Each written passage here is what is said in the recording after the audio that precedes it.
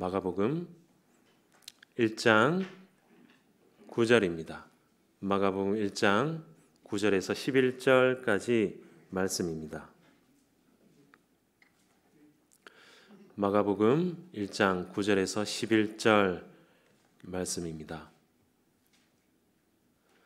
제가 9절부터 11절까지 말씀을 읽도록 하겠습니다. 그때 예수께서 갈릴리 나사렛으로부터 와서 요단강에서 요한에게 세례를 받으시고 곧 물에서 올라오실 새 하늘이 갈라짐과 성령이 비둘기같이 자기에게 내려오심을 보시더니 하늘로부터 소리가 나기를 너는 내 사랑하는 아들이라 내가 너를 기뻐하노라 하시니라. 아멘. 할렐루야. 아멘. 우리 옆에 분들과 한번 인사를 했으면 좋겠습니다. 예배 자리에 잘 나오셨습니다.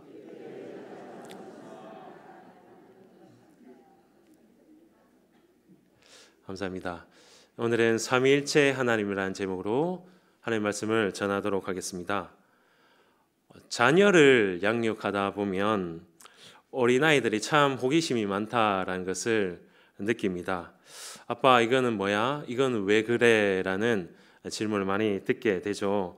저도 그런 질문을 아이로부터 많이 받았는데 저 나름대로 질문할 때마다 화 한 번도 내지 않고 자세하게 가르쳐 주었던 것 같습니다. 그런데 이 아이가 조금 성장하고 또 유치원에 다니면서부터 저도 좀 잘 모르는 질문을 하기 시작하더라고요. 고구마는 몸에 어디 좋아?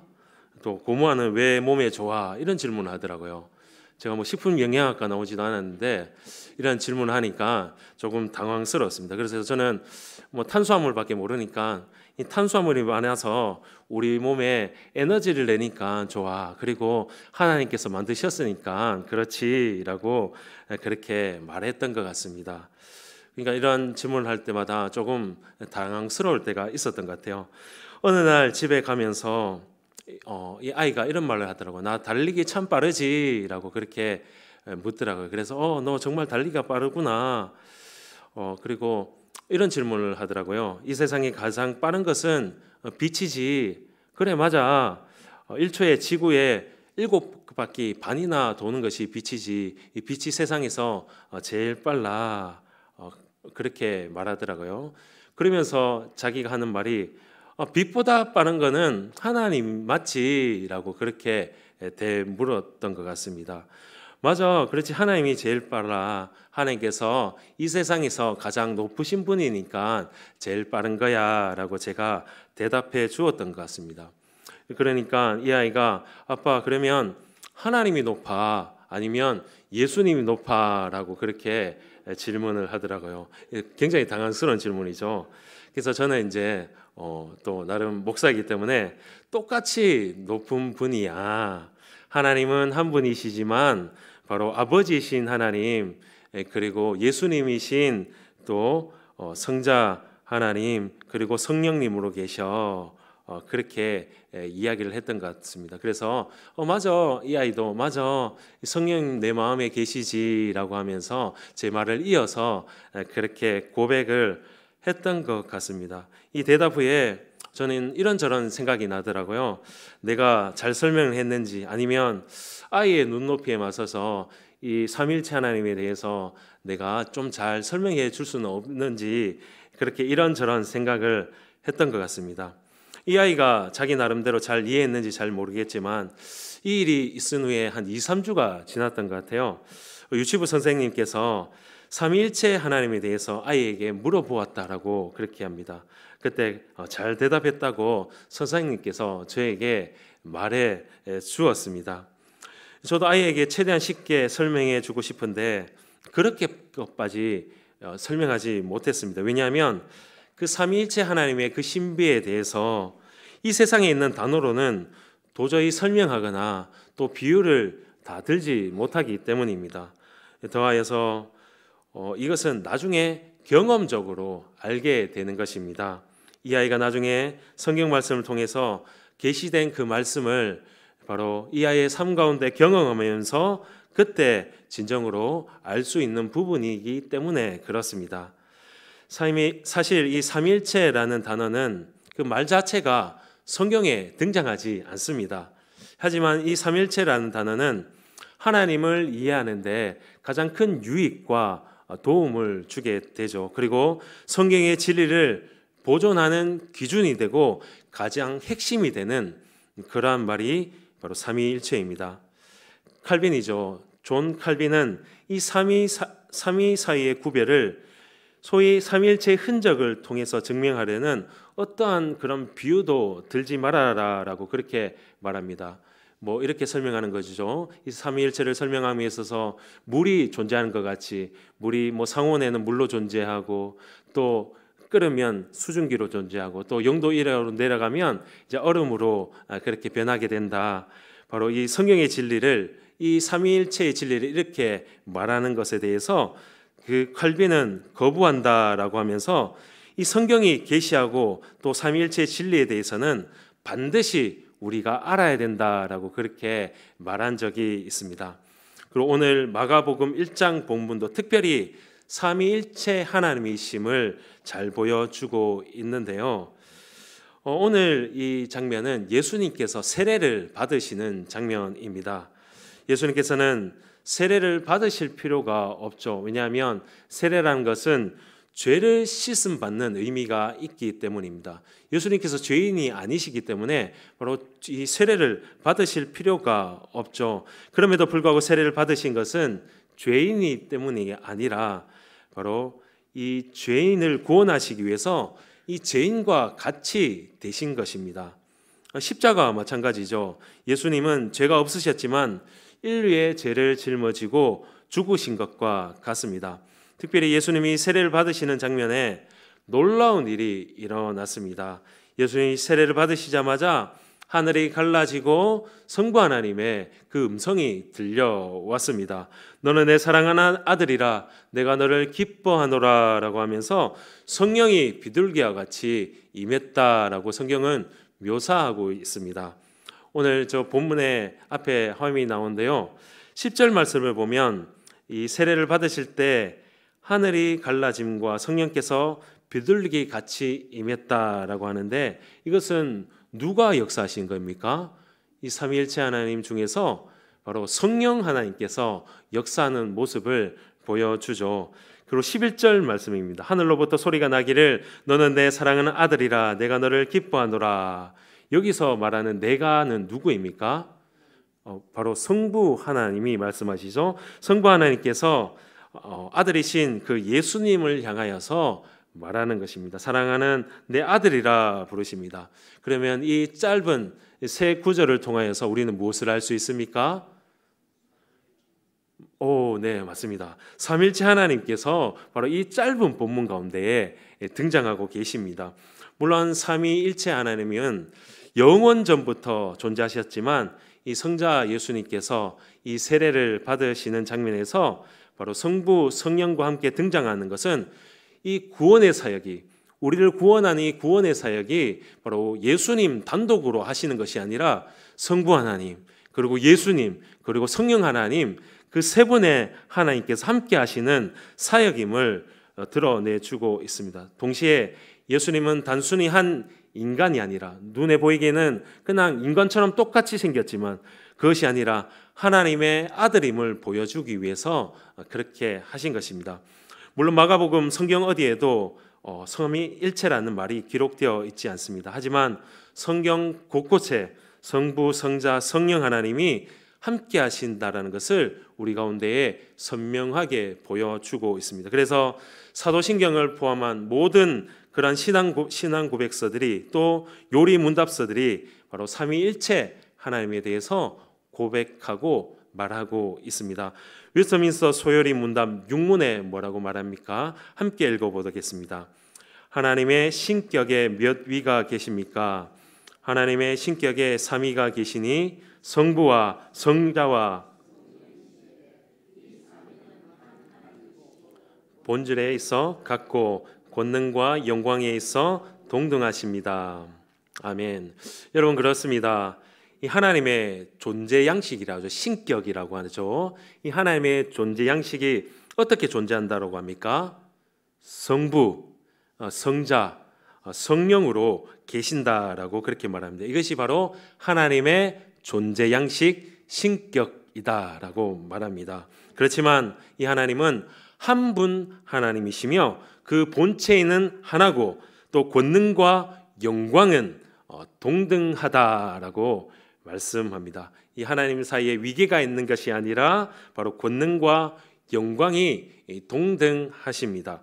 완전하신, 무한하신, 영원하신, 자존하신, 불변하신, 그리고 전지하신, 전능하신 하나님이다라는 겁니다.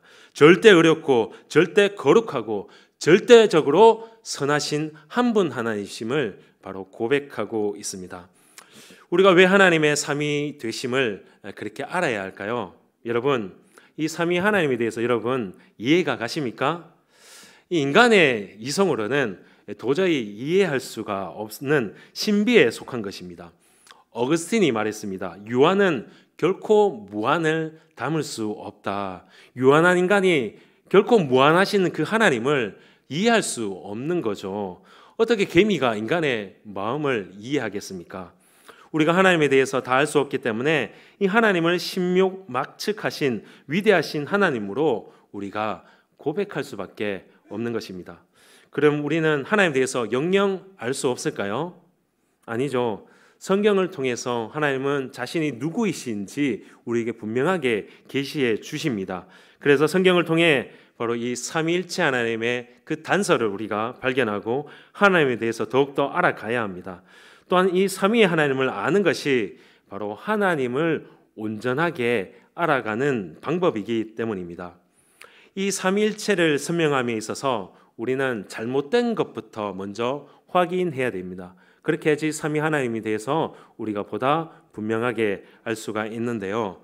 먼저 이 양태론이라는 것이 있습니다. 이단적인 설명인데요. 그래서 아빠가 여러분도 들어보셨을 건데요. 아빠가 교회에서는 교회 선생님으로, 또 회사에서는 사장님으로, 또 집에서는 아빠로 존재하는 거야. 바로 세 모습이 한 사람한테 있는 거야. 이것을 삼위일체라고 할 수 있어라고 하면서 이런 설명을 하는 분들이 있습니다. 이렇게 설명하면 안 되는 것입니다. 이것을 모더니즘이라고 하죠. 모드를 바꾼다. 이 자동차에도 여러 가지 모드가 있지 않습니까? 뭐 컴포트 모드, 또 에코 모드, 그 다음에 뭐 스포츠 모드, 이렇게 여러 가지 모드를 바꾸어 달린다라고 하면서 그렇게 합니다. 하나님께서 시대에 따라서 다른 모습으로 그렇게 나타난다라는 설명입니다. 그래서 구약 시대에서는 성부 하나님으로, 신약 시대에는 성자 하나님으로, 그 다음에 교회 시대에는 바로 성령 하나님으로 나타난다라고 그렇게 말하는 것입니다. 이것은 잘못된 설명이고 이단적인 설명입니다. 이게 이제 본문에 보면 삼위가 반드시 존재하고 있죠. 성부가 계시고 성자가 계시고 분명히 성령 하나님께서 계십니다. 그래서 본문에 보면 성자 하나님께서 세례를 받으실 때 바로 누가 그 위에서 말씀하십니까? 바로 하나님께서 사랑하는 아들이라 분명히 나누어서 그렇게 말씀하고 있죠. 성부의 음성이 분명하게 들렸습니다. 그래서 바로 우리는 이 양태론이라는 것을 따르면 안 되는 것입니다.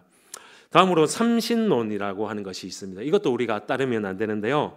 바로 성부, 성자, 성령 하나님이 각각 다른 본질로 계신다라는 것입니다. 그러니까 세 개의 신으로 존재한다라는 것입니다.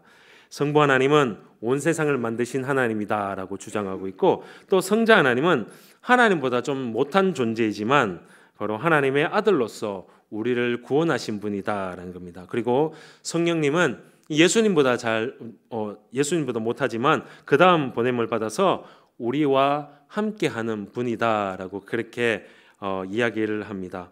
성부, 성자, 성령 동등되지 않고 차별이 있다. 본질도 다르고 다 서로 다른 세 분 하나님을 믿는 것이다. 너무나도 잘못된 설명이죠. 그래서 삼신론으로 하나님을 바라봤을 때 하나님은 하나님이고 예수님은 특별히 하나님의 영이 임한 그런 사람이든지 천사라고 그렇게 이야기하는 것입니다.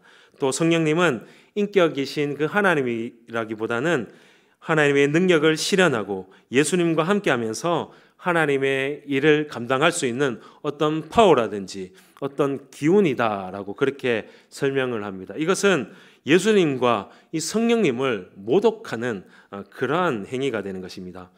이 전통적으로 삼위일체를 이해하는 그러한 그림이 있는데요. 바로 세 분의 인격이 한 본질로 계신다는 것입니다. 인격이라는 사람의 인격을 말하는 것이 아닙니다. 그 세 분의 그 위격으로 존재하고 계시고 그렇지만 한 본질로 계신다라는 것입니다. 이것이 바로 긍정의 방식, 부정의 방식으로 이 삼위 하나님을 설명할 수 있는데 이렇게 설명해야 할 우리가 안전하다라고 할 수가 있습니다. 그림을 한번 보시길 바랍니다. 바로 성부 하나님은 바로 중간에 어떻습니까? 바로 하나님이심을 알 수 있습니다. 동일하신 분이시죠. 그리고 성자는 바로 하나님이십니다. 그리고 성령님도 바로 하나님이시다라고 알 수가 있죠. 그런데 우리 양 겉에 테두리를 한번 보시기를 바랍니다. 성부와 성령은 동일하지 않다. 같은 분이 아니다라는 것입니다. 그리고 성자와 성령은 동일하게 같은 분이 아니십니다. 그리고 성부와 성령이 같은 분이 아니심을, 동일하지 않음을 우리는 알 수가 있습니다. 인격적으로 그렇게 구별이 된다라고 할 수가 있습니다. 이렇게 우리가 설명해야지 좀 안전한 설명이라고 할 수가 있습니다. 그렇다면 우리가 이 삼위일체를 알고 고백하는 것을 통해서 우리가 누릴 수 있는 유익은 무엇인지 오늘 말씀을 통해서 한번 알아보도록 하겠습니다. 첫 번째로 이 삼위일체 교리는 우리의 구원과 밀접하게 관련이 되어 있습니다. 구원의 은혜를 누릴 수가 있는 거죠. 갈라디아서 4장 4절에서 6절 말씀입니다. 제가 한번 천천히 읽어보도록 하겠습니다. 때가 참에 하나님이 그 아들을 보내사 여자에게 나게 하시고 율법 아래 나게 하신 것은 율법 아래 있는 자들을 속량하시고 우리로 아들의 명분을 얻게 하려 하심이라. 너희가 아들이므로 하나님이 그 아들의 영을 우리 마음 가운데 보내사 아빠 아버지라 부르게 하셨느니라. 아멘. 여기에서 우리의 구원이 어떻게 이루어졌다라고 말합니까? 바로 이 성부 하나님의 그 구원의 경륜, 이 구원의 계획에 따라 누구를 보내셨습니까? 성자이신 그 예수님을 이 땅 가운데 보내셔서 우리를 친히 구원해 주셨다라는 겁니다. 그리고 더 나아가서 아들의 영이 뭡니까? 네, 성령 하나님을 우리 가운데에 보내어 주셔서 끝까지 그 구원의 역사를 우리 가운데에 이루어 주신다라고 말씀하고 있죠. 바로 구원에 있어서도 삼위일체 하나님께서 우리 가운데에 역사하심을 볼 수가 있습니다. 또한 구원에 대해서 로마서가 가장 또 우리에게 자세히 말씀해 주지 않습니까? 그런데 로마서는 어떻게 시작입니까? 1장부터 보면 인간의 처절한 죄부터 시작합니다. 절망과 어둠과 처참하게 무너진 그곳에서 바로 복음을 통해서 소망을 그렇게 받게 된다라는 구원을 설명하고 있습니다. 반면에 에베소서는 하나님의 그 영광과 찬란함과 종기로부터 그 구원이 시작된다는 것을 보게 됩니다. 다시 말해서 에베소서는 삼위일체 하나님의 그 영광스러운 구원에 대해서 그렇게 우리에게 말씀해 주고 있습니다. 그래서 3절부터 6절까지 내용을 보면 특별히 성부 하나님께서 우리 가운데 어떻게 구원에 대해서 행하셨는지 그렇게 나와 있습니다. 좀 길기 때문에 파란 글씨만 제가 한번 읽어보겠습니다. 하늘에 속한 모든 신령한 복을 우리에게 주셨다라는 겁니다. 하늘에 거한 모든 신령한 복을 우리에게 주셨습니다. 그리고 창세전에 그리스도 안에서 우리를 택하사 우리로 사랑하네 그 앞에 거룩하고 흠없게 하시려고 그 기쁘신 뜻대로 우리를 예정하사 예수 그리스도로 말미암아 자기의 아들들이 되게 하셨으니.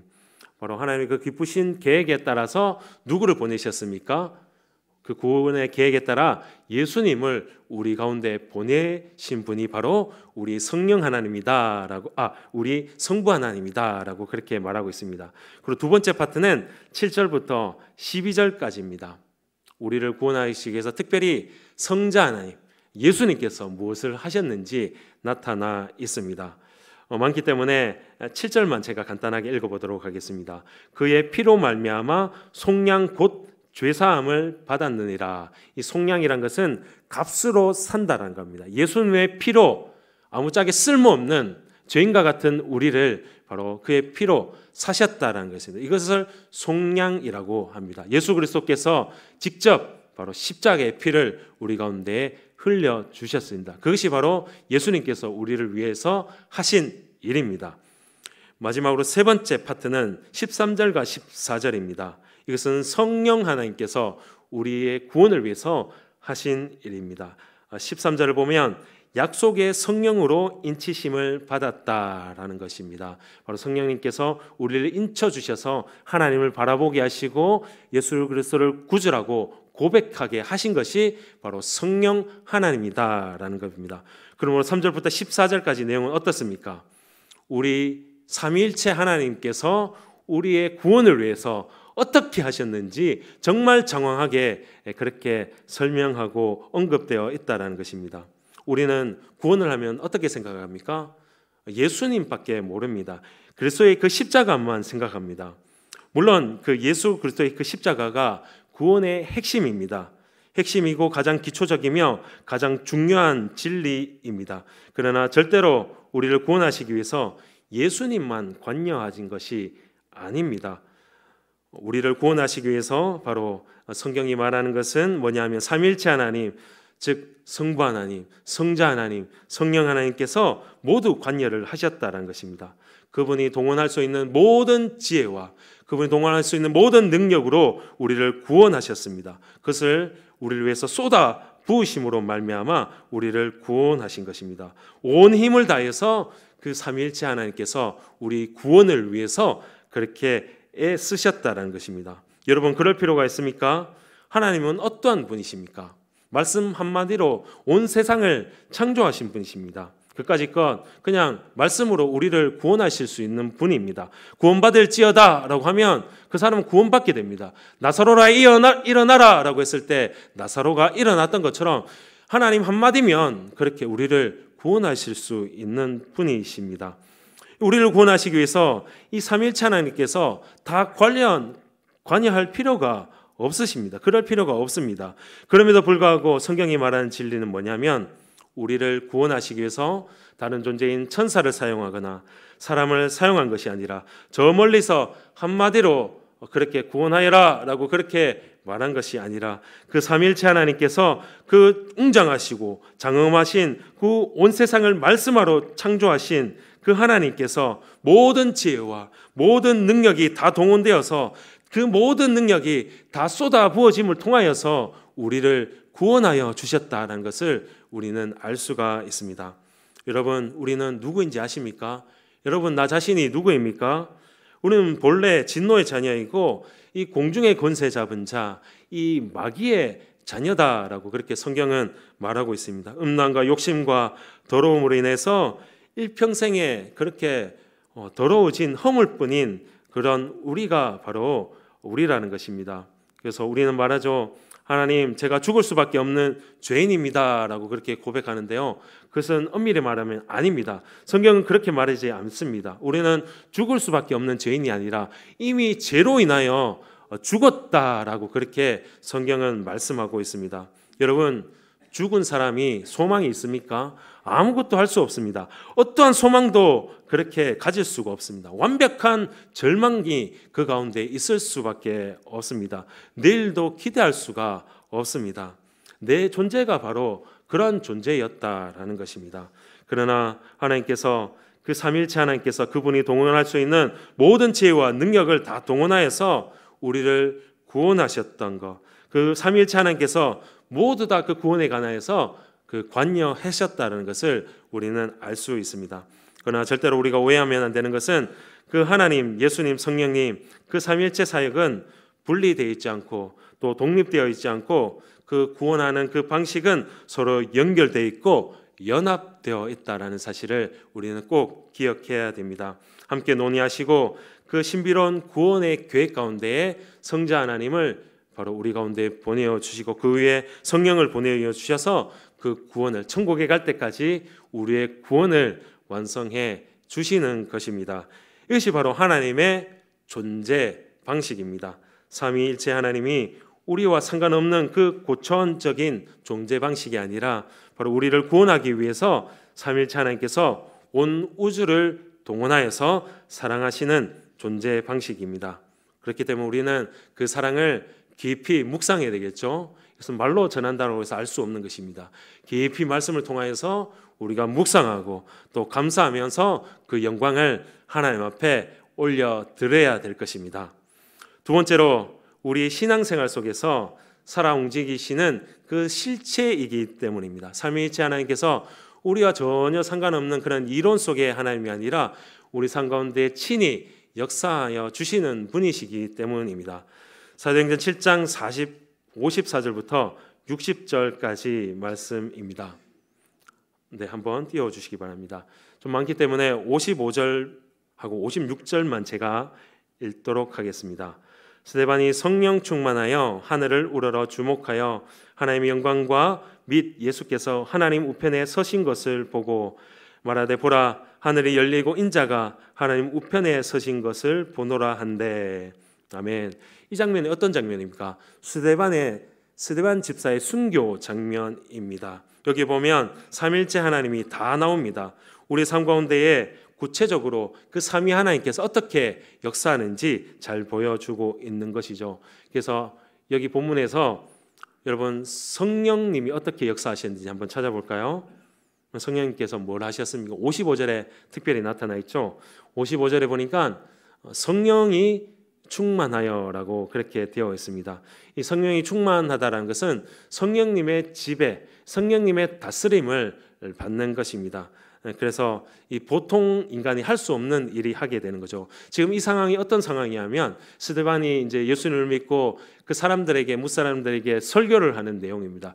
예수가 구원자이다라고 그렇게 설교를 했는데 바로 많은 사람들이 돌을 던지고 그를 죽이는 그런 장면입니다. 그래서 스데반의 얼굴이 천사의 얼굴로 보이는 그러한 묘사를 전문맥에 하고 있습니다. 그렇지만 여러분 한번 생각해 보시기 바랍니다. 이 그런 상황이 아니잖아요. 이 천사와 같은 얼굴을 보일 수 있는 상황이 아닙니다. 돌에 맞고 아프고 사람들이 달라들어서 잡아 죽이려 할 때 마음에 고통도 있고 분노도 있고 막 그래야 되는데 스데반의 얼굴이 바로 막 천사와 같다라는 것입니다. 왜 그렇게 되었습니까?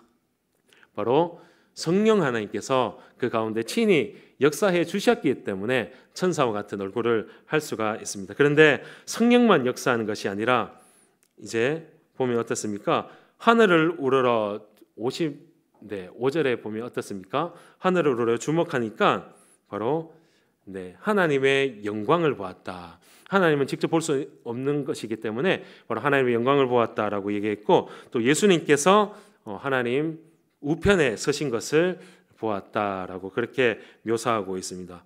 바로 이 장면에서도 삼위 하나님께서 다 등장함을 우리는 볼 수가 있습니다. 그런데 여기서 삼위 하나님께서 뭐 하고 계십니까? 하나님께서는 이 스데반의 순교를 막으실 수가 있으신 분입니다. 예수님은 얼마든지 이 스데반의 죽음을 막을 수 있었지만 그렇게 하지 않으셨습니다. 왜냐하면 스데반이 죽어야 하는 상황입니다. 그것이 하나님의 뜻입니다. 왜냐하면 그 박해 때문에 그 박해통에서 온 그 믿는 사람들이 흩어져서 그곳에서 복음을 전하게 하는 것이 바로 하나님의 뜻입니다. 그러면 그 죽은 그 스데반은 어떻게 되느냐? 이렇게 말하면 좀 그렇지만 하나님께서 그 보좌에 계셔서 또 예수님께서 그 보좌 우편에 계셔서 스데반에게 대신 잘 죽으라고 하나님께서 그를 응원하신 것입니다. 하나님 안에서는 죽음이 아니잖아요. 그 끝까지 십자가의 길로 내가 갔던 길로 너도 똑같이 따라가라라고 그렇게 스데반에게 말하는 것과 같습니다. 성령님은 친히 스데반에게 역사해주고 용기를 주고 기쁨을 주었지만 하나님과 예수님은 이 스데반이 옳은 길로 갈 수 있도록 끝까지 그 예수를 부인하지 않고 믿음의 길을 걸어갈 수 있도록 그렇게 친히 응원해 주셨다는 것입니다. 하나님의 영광을 보여주시고 또 예수님을 보여주셔서 그렇게 해서 담대하게 순교의 길로 걸어가게 하셨습니다. 표면상으로 보면 어떻습니까? 하나님께서 이 스데반을 버리신 것과 같습니다. 그렇지만 그렇지 않습니다. 하나님은 스데반을 위해서 완벽하게 역사하셨습니다. 하나님이 스데반을 위해서 모든 것들을 해 주셨다는 거죠.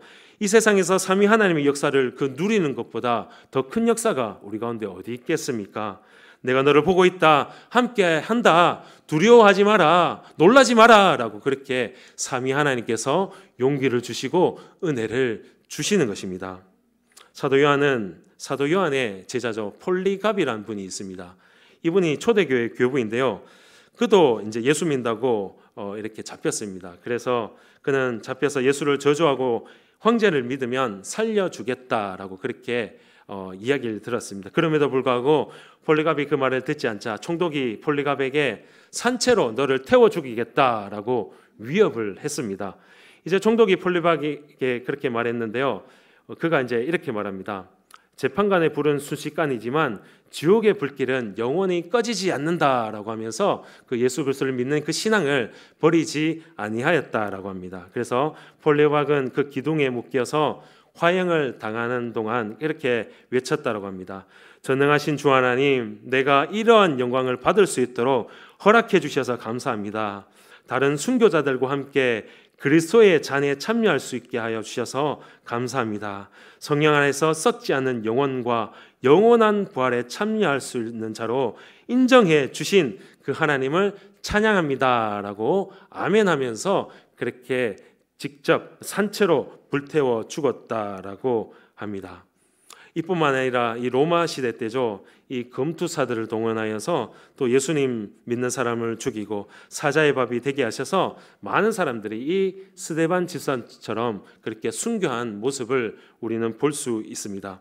인간적인 생각으로 하나님을 저렇게 열심히 믿어서 부인하지 않았는데 하나님 다 보고 계시면서 그걸 죽이면 어떻게 라고 그렇게 인간적으로 우리는 생각할 수 있습니다. 그러나 하나님은 가만히 계시는 분이 아니시죠. 친히 모든 것을 다 지켜보고 계시고 우리 모든 행위를 하나님께서 다 응원하고 계시는 것입니다.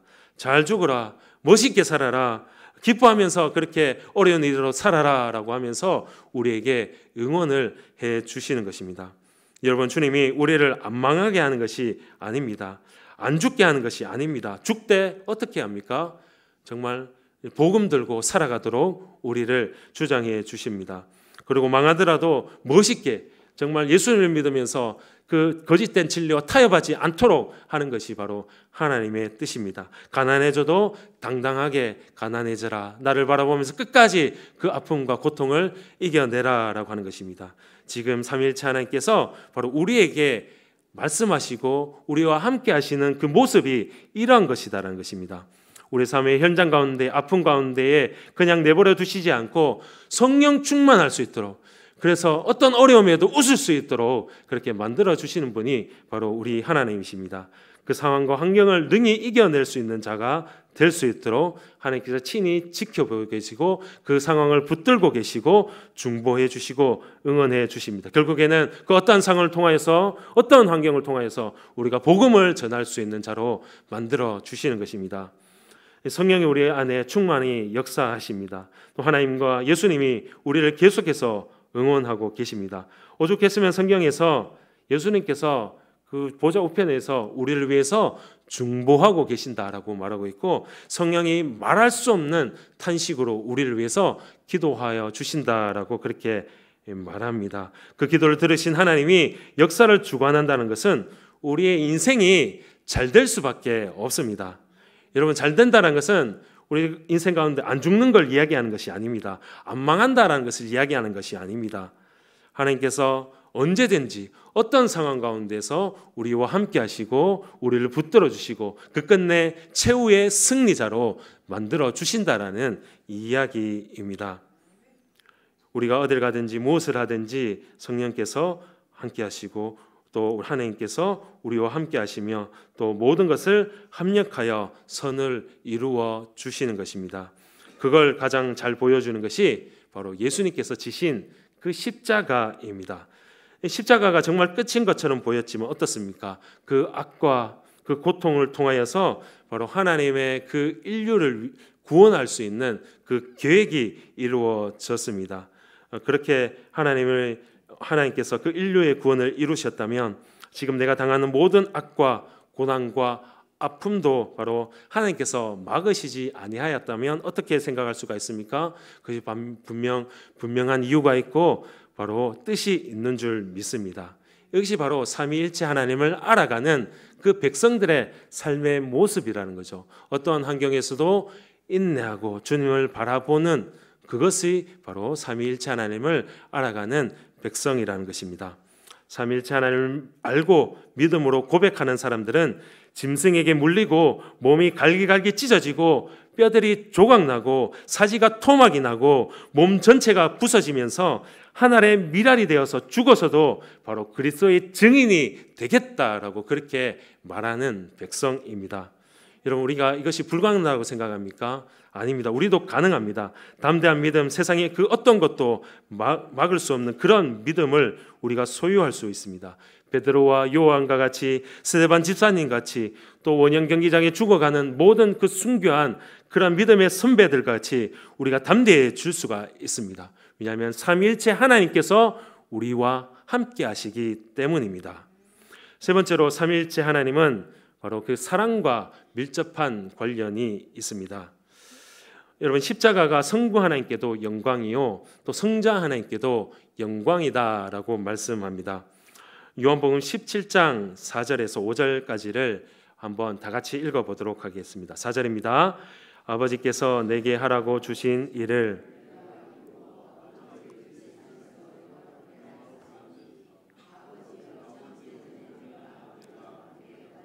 영화로 지금도 아버지와 함께 나를 영화롭게 하옵소서. 아멘. 예수님께서 이 십자가에 달리시기 전에 하나님께 대제사장적 기도를 하고 있는 모습입니다. 하나님께서 내게 하라, 하나님께서 예수님께 하라고 하신 일이 무엇입니까? 주신 사명이 뭡니까? 그것이 십자가를 지는 그러한 일이었습니다. 그것을 통하여서 바로 세상 가운데에 영화롭게 하셨으니라고 되어 있습니다. 여러분, 하나님께서 십자가가 영광인 이유는 무엇입니까? 여러분, 영광이란 단어는 본질이 드러난다라는 그러한 뜻을 가지고 있습니다. 그러면 하나님의 본질이 무엇입니까? 사랑이죠. 요한일서 4장 8절을 보면 하나님은 사랑이다라고 그렇게 말씀하고 있습니다. 그래서 하나님의 본질인 이 사랑이 어떻게 드러났습니까? 바로 십자가를 통해서 그 하나님의 본질인 사랑이 드러났죠. 십자가가 이 성부 하나님께 왜 영광이냐면 이 십자가가 우리를 위해서 자기 자신을 내어준 그 사랑의 극치를 가장 잘 보여주고 있는 것이기 때문입니다. 우리가 볼 때는 십자가가 어떻습니까? 너무나도 끔찍하고 정말 어리석은 것 같고 왜 그렇게 죽어야 하냐라고 그렇게 생각할 수 있지만, 그럼에도 불구하고 이 하나님이 얼마나 우리를 사랑하는가, 하나님이 얼마나 어떠한 분이신가를 잘 보여주는 것이 바로 십자가다라는 것입니다. 십자가상을 통해서 바로 삼위일체 하나님께서 어떠한 분이신가를 우리에게 잘 나타지는 거죠. 그래서 십자가가 삼위일체 하나님께는 영광이 되는 것입니다. 그렇기 때문에 사실 이 삼위일체 교리에도 이 사랑이라는 것이 나오게 되는 것입니다. 하나님의 본체가 사랑이기 때문입니다. 그런데 여러분, 우리가 사랑하기 위해서는 무엇이 필요합니까? 사랑을 주는 존재도 필요하고 사랑을 받는 존재도 필요합니다.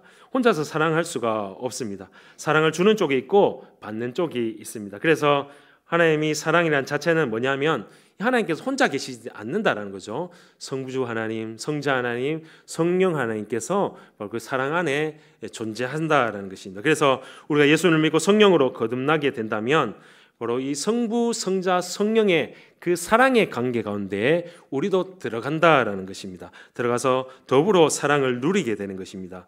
그래서 삼일체는 단순히 어려운 교리가 아니라 이것을 통해서 우리가 보여주는 것은, 우리에게 보여주는 것은 바로 성부, 성자, 성령의 아름다운 사랑의 관계가 어떻게 완벽하게 그렇게 하나가 될 수 있냐, 그것을 할 때 바로 우리가 이 공동체 가운데서 서로 사랑하고 서로 사랑받는 것이 무엇인지 우리가 더불어서 알게 된다는 것입니다.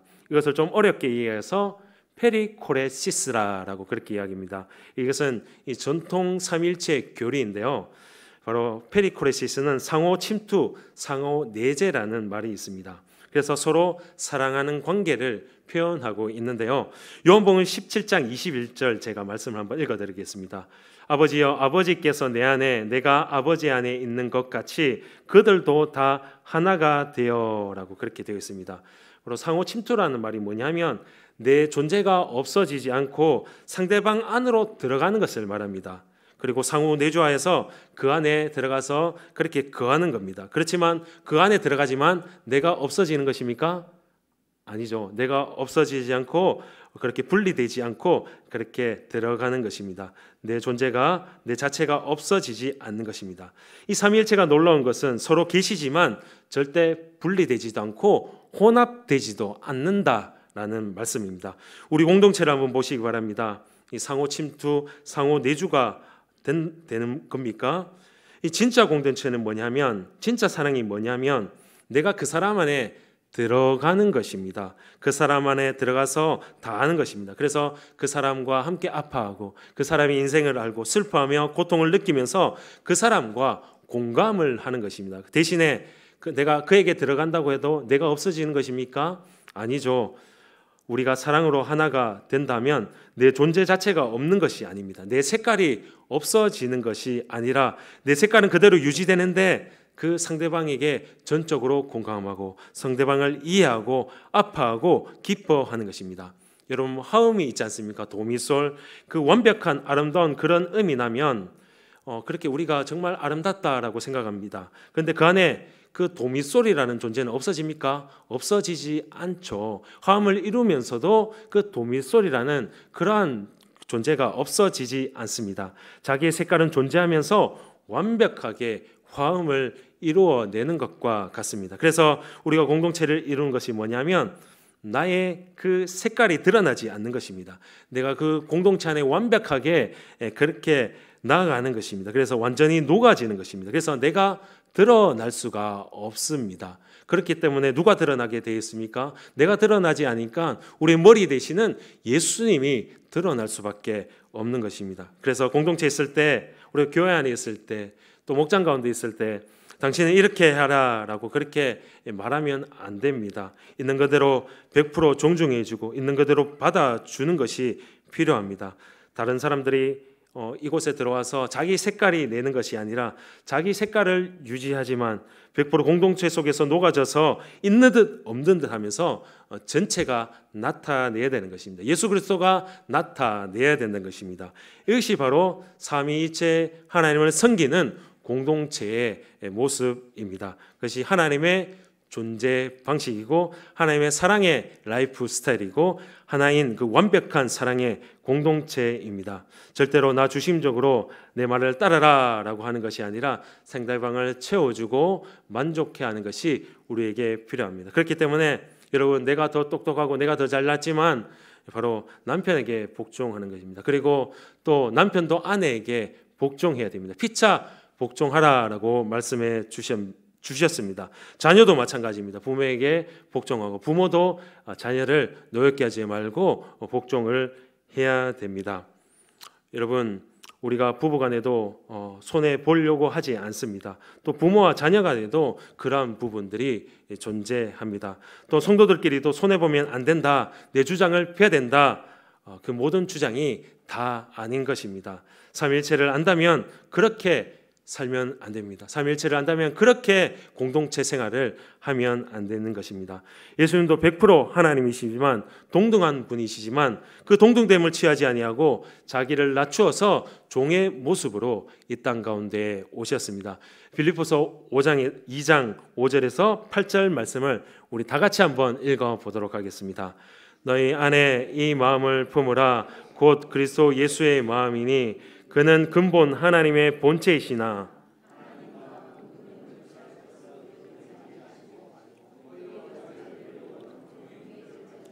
사람과 같이 되셨고 사람의 모양으로 나타나사 자기를 낮추시고 죽기까지 복종하셨으니 곧 십자가에 아멘. 바로 이제 존재론적으로는 삼위 하나님께서 다 동등하십니다. 어떤 높으신 분이 없습니다. 존재론적으로는 그렇습니다. 그러나 존재론적으로는 동등한 분이시지만 우리의 구원을 향한 그 경륜은 어떻습니까? 경륜에 있어서는 종속이다라고 합니다. 그러니까 하나님의 영광과 똑같은 분이 바로 예수님이지만 그 동등됨을 여기지 아니하고 바로 종의 모습으로, 사람의 모습으로 이 땅 가운데 오셨다는 것입니다. 그 동등됨을 취하지 않으셨다는 것은 보류했다는 겁니다. 하나님, 예수님은 영광을 받을 수 있는 그 충분한 자격이 있지만 그럼에도 그것을 보류하셨다는 것입니다. 그리고 나중에는 하나님께서 그를 높이 올려주셨죠. 그래서 그 예수님이 영광이 회복되었다는 것을 우리는 알 수가 있습니다. 여러분, 나도 생각이 있고 능력이 있고 할 수 있는 일이 많습니다. 그러나 그 삼위일체 하나님을 믿는 사람은 바로 그것 때문에 내가 그럼에도 불구하고 다른 사람에게 대해서 충성하고 또 순종할 수 있어야 되는 것입니다. 그래서 결국 우리의 구원이 이루어졌잖아요. 예수님께서 나의 원대로 하지 아니하고 하나님 원대로 하옵소서라고 그렇게 기도했을 때 우리 가운데에 그 구원의 길이 열려지게 된 것입니다. 여러분, 삼위일체는 어려운 신학이 아니라 우리의 모든 신앙생활을 주장하고 그것이 무엇인지 가르쳐주는 그러한 교리입니다. 그래서 가장 먼저 우리가 그 리더가, 우리 가정의 가장이 먼저 자기의 자리를 내려놓고 그렇게 복종해야 됩니다. 사랑으로 져주어야 합니다. 남들이 볼 때 왜 저래 그렇게 우습게 보일 수 있지만 그것이 바로 성령 충만한 결과입니다. 우리가 그 하나님을 믿고 있기 때문에, 우리가 성령 충만하기 때문에 그렇게 내어주는 것입니다. 그렇게 할 수 있어야 됩니다. 위계를 따지는 것이 아니라, 지배하고 지배받는 것이 아니라 바로 평등한 교제, 삼일체 하나님의 그 모습을 닮아가서 그렇게 우리가 우리 가정에서도 우리 부모님에게 자녀 가운데에 그렇게 우리가 살아가야 합니다. 그것이 바로 천국의 모습이라고 할 수 있습니다. 여러분, 우리가 서로 안에 들어가서 다 공감하고 다 알지만 내가 없어지지 않고 함께 그 역할을 감당함을 통하여서 나도 행복하고 옆에 있는 분들도 행복하고 우리 모든 공동체, 우리 모든 교회가 행복하기를 바랍니다. 이것이 바로 삼일체 하나님을 고백하는 그 신앙 공동체의 모습입니다. 그렇기 때문에 우리 모든 성도님들 이 삼위일체 그 하나님을 바로 알아야 됩니다. 바로 알고 우리 삶 가운데 그것을 경험하여서 그 놀라운 사랑의 공동체를 만들어 나가시는 우리 모든 성도님들 되시기를 주님 이름으로 축복합니다. 아멘. 이 시간 우리 말씀을 생각하면서 기도하겠습니다. 그 삼위일체 하나님께서 모든 지혜와 모든 능력이 다 동원되어서 다 쏟아 부어짐을 통하여서 우리에게 구원을 주셨습니다. 우리가 그 사랑을 깊이 묵상하고 감사하며 영광을 올려드린 자가 될 수 있도록, 또 삼위일체 하나님을 고백하는 사람들은 어떠한 순간에서도 바로 하나님의 살아계심을 믿고 인내하고 그리스도의 증인으로 살아갈 수가 있습니다. 그렇기 때문에 그 삼위일체 하나님을 내가 바라보고 끝까지 담대하게 살아갈 수 있도록 기도해 주셨으면 좋겠습니다. 또 삼위 하나님께서 서로 연합하며 사랑의 관계로 계신 것 같이 나 자신도 이 공동체 가운데 말만 하나가 되자, 사랑하자가 아니라 진짜 사랑하길 원합니다. 왜냐하면 내가 그 삼위 하나님을 섬기고 그 삼위 하나님께서 우리를 구원해 주셨기 때문입니다. 내가 먼저 내어주고 사랑하는 그런 하나된 공동체가 될 수 있도록 말씀을 생각하면서 기도하도록 하겠습니다.